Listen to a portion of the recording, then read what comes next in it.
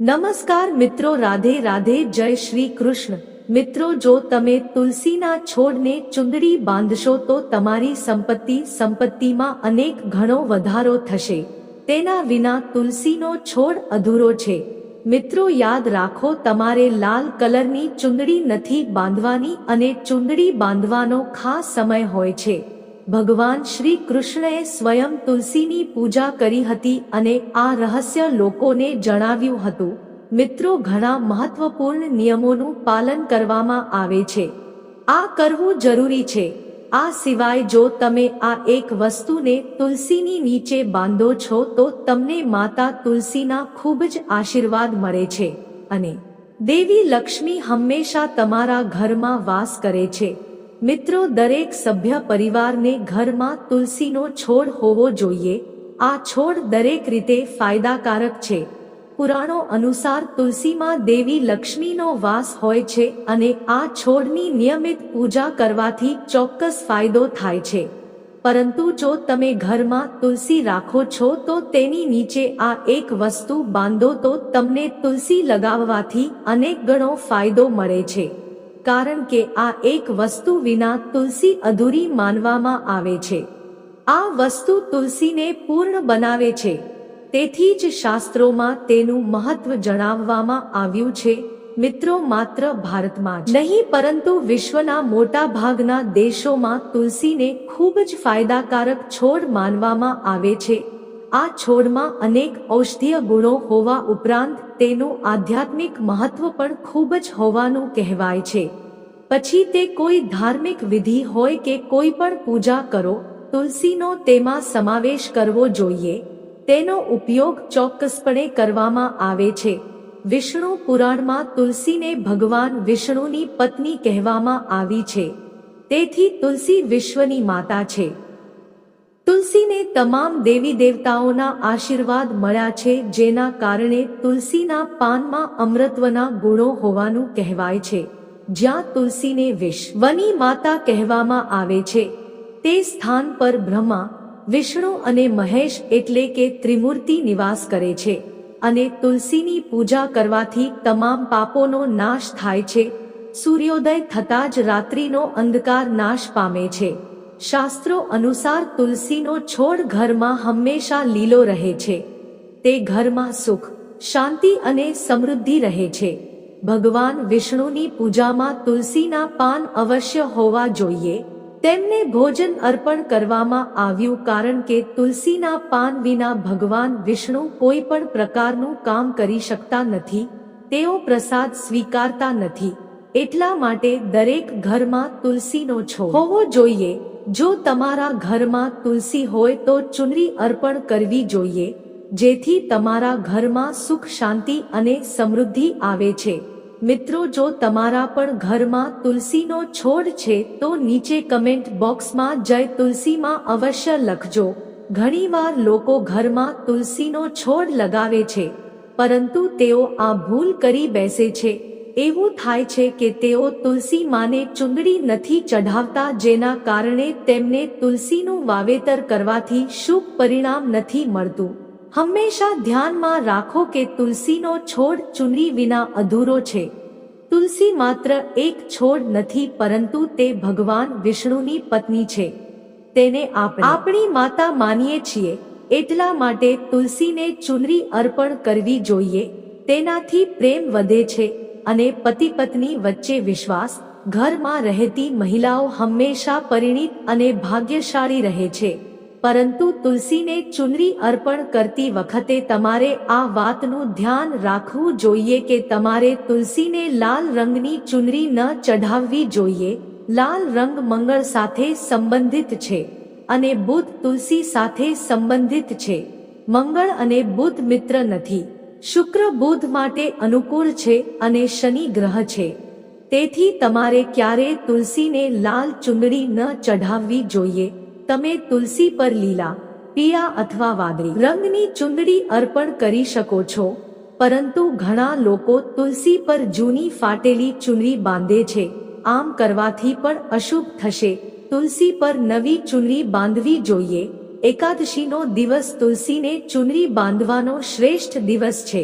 એવું બને છે કે કોઈ પણ એકાદશીના દિવસે તમે લાવો નવી ચુંદડી અને તેને તુલસીના છોડ સાથે બાંધો, તેનાથી તમને અનેક ગણો ફાયદો થશે. ચુંદડી વગર તુલસીને ક્યારેય ન રાખો. જો ચુંદડી જૂની થઈ જાય તો એકાદશીના દિવસે જ ચુંદડી બદલવી જોઈએ. મિત્રો, તુલસીના વિવાહ પણ અવશ્ય કરાવવા જોઈએ. તેનાથી વ્યક્તિના તમામ દુઃખનો અંત આવે છે અને સાંસારિક જીવન સુખી બને છે. મિત્રો, કેટલાક લોક જાણતા જાણે તુલસી પાસે એવી વસ્તુઓ રાખે છે જેનાથી તુલસીનું અપમાન થાય છે. તુલસીનો છોડ ખૂબ જ સંવેદનશીલ હોય છે. તમારે સારી રીતે કાળજી લેવી જોઈએ. તેના પછી જ તમને તેના શુભ ફળ મળે છે. એટલા માટે તમારે તુલસીના છોડ પાસે તમારે આ શબ્દ ન બોલવા જોઈએ. ભૂલથી પણ તુલસીના છોડની પાસે ચંપલ કે સાવરણીનો મોપ ન રાખવો જોઈએ. તેને પાપ માનવામાં આવે છે. જે જગ્યાએ તુલસીનો છોડ છે તેની આસપાસ થૂંકવાથી ઘણું નુકસાન થાય છે. તુલસીના છોડ પાસે પાણી ભરેલું વાસણ પણ ન રાખવું જોઈએ. તુલસીના છોડ પાસે દીવો પ્રગટાવ્યા પછી જ્યારે સંપૂર્ણપણે દીવો ઓલવાઈ જાય પછી તે દીવાને ત્યાંથી હટાવી દેવો જોઈએ. કારણ કે તુલસી નીચે બુઝાયેલ દીવો રાખવો અશુભ માનવામાં આવે છે. એવું માનવામાં આવે છે કે જ્યાં પણ તુલસીનો છોડ હોય તે જગ્યા હંમેશા સ્વચ્છ રાખવી જોઈએ. એટલા માટે તુલસીના છોડની પાસે નિયમિતપણે સ્વચ્છતાનું ધ્યાન રાખો. તુલસીના છોડમાં શિવલિંગ અને ભગવાન ગણેશની મૂર્તિ ન રાખવી જોઈએ. સાથે જ તુલસીના વાસણમાં અન્ય કોઈ પણ પ્રકારનો છોડ લગાવવો અશુભ છે. તુલસીના છોડ નજીક કપડાં પણ ન સૂકવવા જોઈએ. નહીંતર કપડામાંથી ગંદુ પાણી તુલસીના છોડ પર પડી શકે છે. ધ્યાન રાખો કે તુલસીના છોડને નખ વડે તોડવો જોઈએ નહીં. આ તુલસીનું અપમાન છે. જો તુલસીના પાંદડા સુકાઈ જાય અને પડી જાય પછી તેને કચરામાં ન ફેંકી દેવી જોઈએ. તમારે તેને તુલસીની માટીમાં દાટી દેવી જોઈએ. રવિવારે તુલસીના પાન તોડવા જોઈએ નહીં અને રવિવારે તુલસીને પાણી ન ચઢાવવું જોઈએ. અન્ય દિવસોમાં તુલસીને રોજ સવારે પાણી ચઢાવવું જોઈએ અને સાંજે દીવો પ્રગટાવવો જોઈએ. ઘણીવાર સ્ત્રીઓ સ્નાન કર્યા પછી વાળ ખુલ્લા રાખીને જ તુલસીને પાણી આપે છે. આવું ખોટું છે. સ્ત્રીઓએ હંમેશા પોતાના વાળ બાંધવા જોઈએ અને કપાળ પર સિંદૂર લગાવીને તેને પાણી આપવું જોઈએ. આનાથી તુલસીના આશીર્વાદ મેળવવામાં મદદ મળે છે. ઘરમાં તુલસીનો છોડ લગાવતી વખતે ધ્યાન રાખો. આ માટે તમે ગંદી માટીનો ઉપયોગ ન કરો તેનું ધ્યાન રાખો. તમારે ક્યારેય સ્મશાનની માટી કે ગંદી જગ્યાની માટીનો ઉપયોગ ન કરવો જોઈએ. આના કારણે માતા તુલસીને ગુસ્સો આવે છે અને તે સુકાઈ જવા લાગે છે. તુલસીનો છોડ ક્યારેય ગંદી જગ્યાએ ન લગાવવો જોઈએ. જેમ કે તુલસીનો છોડ ક્યારેય ગટર કે બાથરૂમ પાસે ન રાખવો જોઈએ. નહીંતર ગંદુ પાણી તુલસીના છોડમાં પડી શકે છે, જે ખૂબ જ અશુભ માનવામાં આવે છે. ઘરમાં તુલસીનો છોડ ક્યારેય સૂકવો ન જોઈએ. શાસ્ત્રોમાં એવું માનવામાં આવે છે કે તુલસીના છોડને સૂકવવાથી અકાળે મૃત્યુ થાય છે. તે જણાવે છે કે જો ઘરમાં તુલસીનો છોડ સુકાઈ જાય છે તો ઘરની સુખ સમૃદ્ધિ સમાપ્ત થાય છે. સુકાયેલી તુલસીમાં દેવી લક્ષ્મીનો વાસ નથી થતો. વાસ્તુશાસ્ત્ર અનુસાર જો તુલસીનો છોડ સુકાઈ જાય છે તો તે કોઈ આવનારી આફત કે અકસ્માતનો સંકેત છે.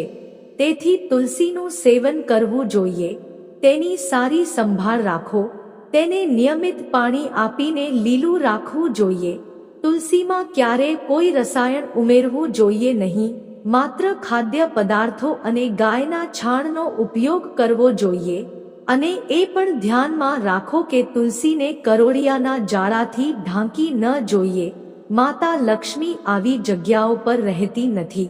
શાસ્ત્રો અનુસાર માસિક ધર્મ દરમિયાન મહિલાઓએ તુલસીના છોડમાં પાણી ન નાખવું જોઈએ અને તુલસીના છોડને સ્પર્શ કરવાની પણ મનાઈ છે. સ્નાન કર્યા વિના તુલસીના છોડને પાણી ન આપવું જોઈએ અને તુલસીને પાણી આપતી વખતે પણ ધ્યાન રાખો કે પાણી તમારા પગ પર ન પડવું જોઈએ, કારણ કે આ તુલસીનું અપમાન છે. શ્રી કૃષ્ણ કહે છે કે તુલસીના રોજ દર્શન કરવાથી વ્યક્તિ સ્વર્ગ અને તુલસીની પ્રાપ્તિ કરે છે. પાનનું સેવન કરવાથી તેના તમામ પાપ નાશ પામે છે. તુલસીનો છોડ હંમેશા ઘરની સામે લગાવવો જોઈએ. પૂર્વ કે ઉત્તર દિશામાં લગાવવું ખૂબ જ શુભ છે. જો તુલસીના વાસણમાં અન્ય છોડ ઉગે છે તો તેને સમયસર કાઢી નાખો. ક્યારેય કાંટાવાળા છોડ ન રાખવા જોઈએ, તેનાથી માતા તુલસી ક્રોધિત થાય છે. શાસ્ત્રોમાં કહેવામાં આવ્યું છે કે જે છોડમાં લીલી કળીઓ નથી આવતી અને તેના બદલે કાંટા હોય છે તો આવા છોડને ક્યારેય તુલસીની પાસે ન રાખવો જોઈએ. તેનાથી તુલસીની સંપૂર્ણ સકારાત્મક ઉર્જાનો નાશ થાય છે. પરંતુ શાસ્ત્રોમાં કેળાના છોડનું વિશેષ મહત્વ જણાવવામાં આવ્યું છે. જો તમે તુલસીની પાસે કેળાનું ઝાડ વાવો છો તો તમને અનેક ગણો વધારે ફળ મળશે. કેળાના ઝાડમાં ભગવાન વિષ્ણુનો વાસ હોય છે. તુલસી પાસે તેને લગાવવાથી ઘરમાં સુખ સમૃદ્ધિ આવે છે. સાથે જ ભગવાન વિષ્ણુ જે સ્થાન પર નિવાસ કરે છે ત્યાં લક્ષ્મી સ્વયં આવે છે. મિત્રો, તમારે તુલસીના છોડમાં શાલિગ્રામ અવશ્ય રાખવું જોઈએ. તુલસીના કુંડામાં શાલિગ્રામ રાખવાથી તુલસીની વધુ શુભ અસરો જોવા મળે છે. શાલિગ્રામને ભગવાન વિષ્ણુનું નિરાકાર સ્વરૂપ માનવામાં આવે છે. તે એક કાળો પથ્થર છે જે અનન્ય અને મૂલ્યવાન માનવામાં આવે છે. જો તમે તેને તુલસીના વાસણમાં રાખો છો તો તે સંપૂર્ણ તમારા ઘરમાંથી નકારાત્મક ઉર્જાનો નાશ થશે. એવું માનવામાં આવે છે કે શાલિગ્રામમાં પણ થોડી માત્રામાં સોવન હોય છે. આ પથ્થર ઉત્તરની ગંડકી નદીમાં જોવા મળે છે. આથી જો શાલિગ્રામ તુલસીના છોડમાં હોય તો તમને ભગવાન વિષ્ણુની સાથે તેવી લક્ષ્મીની પણ કૃપા પ્રાપ્ત થાય છે. તમારા ઘરમાં ક્યારેય ધનની અછત નહીં રહે. પુરાણો અનુસાર જે ઘરમાં શાલિગ્રામ હોય તે તીર્થસ્થાન જેટલું જ શુભ હોય છે. શાલિગ્રામના રોજ દર્શન અને પૂજા કરવાથી વ્યક્તિ ભૌતિક સુખ પ્રાપ્ત કરે છે. તેની ઉત્પત્તિ હોવાને કારણે તેને પવિત્ર કરવાની જરૂર નથી. જો દરરોજ તેને તુલસી પાસે રાખીને તેની પૂજા કરવામાં આવે તો વ્યક્તિને ધન સંબંધિત કોઈ સમસ્યાનો સામનો કરવો પડતો નથી. ઘરમાં માત્ર એક જ શાલિગ્રામની પૂજા કરવી જોઈએ. પુરાણોમાં કહેવાયું છે કે ભગવાન વિષ્ણુની મૂર્તિથી શાલિગ્રામની પૂજા કરવી વધુ સારું છે. શાલિગ્રામને ચંદન લગાવવું જોઈએ અને તેના પર તુલસીનું પાન ચઢાવવું જોઈએ. શાલિગ્રામને દરરોજ પંચામૃતથી સ્નાન કરવું જોઈએ. આમ કરવાથી તમામ જન્મોના પાપ નાશ પામે છે.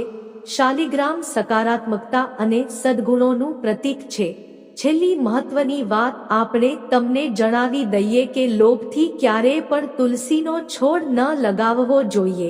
જો તમે તુલસીનો છોડ વાવો છો તો નિત્ય તેની પૂજા કરો.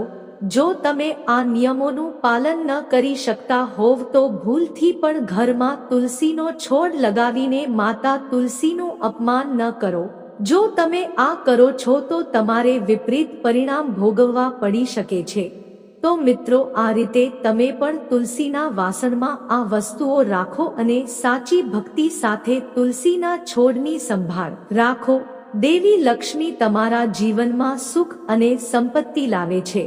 પ્રિય મિત્રો, જો તમને વિડીયો પસંદ આવ્યો હોય તો વિડીયોને લાઈક કરો અને આવી વધુ માહિતી જાણવા ચેનલને સબસ્ક્રાઇબ અવશ્ય કરો. સાથે બેલ આઇકોન પણ પ્રેસ કરજો. જય શ્રી હરિ વિષ્ણુ.